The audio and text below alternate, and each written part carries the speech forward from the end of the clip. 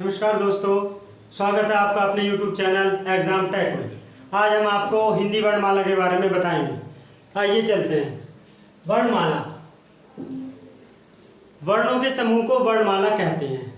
वर्णों के समूह को वर्णमाला कहते हैं। वर्णमाला के दो प्रकार हैं, एक स्वर, दूसरा व्यंजन।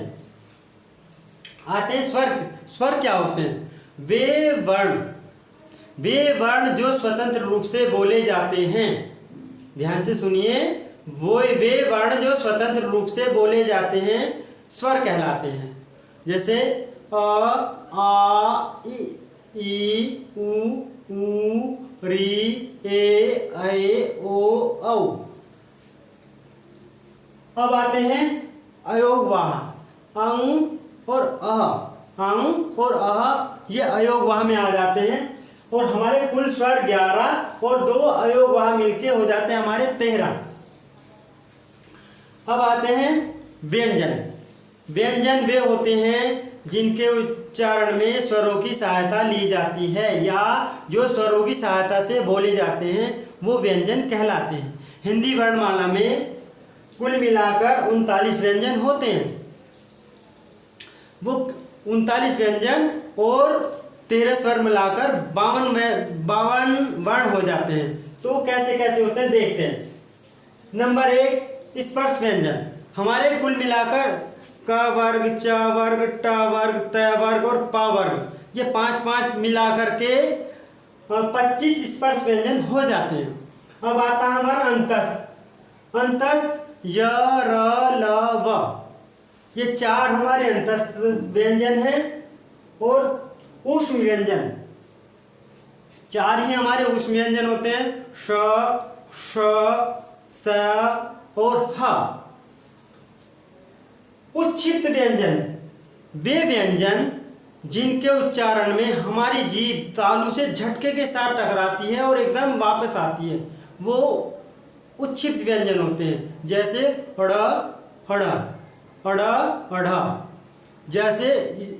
और उच्छिष्ट व्यंजन की एक बात और है, उच्छिष्ट व्यंजन से कभी भी कोई अक्षर प्रारंभ नहीं होता। ये नोट करने वाली बात है दोस्तों, उच्छिष्ट व्यंजन से कोई भी अक्षर कभी भी प्रारंभ नहीं होता। जैसे देखिए, ये क्या लिखा है मैंने, ये बनता है सड़क। ये क्या है? सड़क। और ये देर मैंने देखो ये उच्छिष्ट व्यंजन है, अब बनता है सड़क। ऐसी देखो, ये देखो ये क्या लिखा है मैंने, पढ़। और लेकिन अब देखो ये उच्छिष्ट व्यंजन बन गया तो ये हो गया पढ़।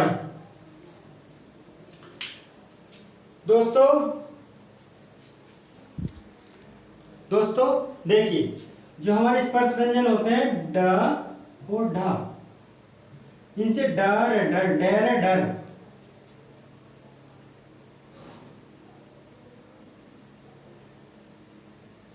ये हो गया ढह का ढक, डर, डर, ढह का ढक। इनसे हमारे अक्षर शुरू हो सकते हैं, लेकिन उच्छिष्ट व्यंजन से हमारा कोई भी अक्षर कभी भी प्रारंभ नहीं होगा। ये नोट करने वाली बात है दोस्तों।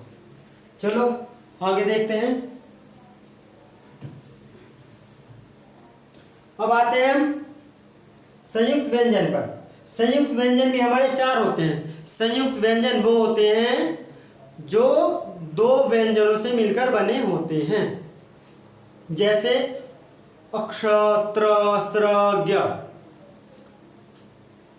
अब कुल व्यंजनों की संख्या होगी हमारी 39 और कुल स्वर थे हमारे 13 प्लस 39। अब ये हमारे कुल मिलाकर हो गए 52 व्यंजन। हमने देखा है कई सारी किताबों में, किसी किताबों में 50 दिए हुए हैं, किसी किताब में 48 दिए हुए हैं, लेकिन दोस्तों हिंदी वर्णमाला में कुल व्यंजनों की संख्या 52 होती है।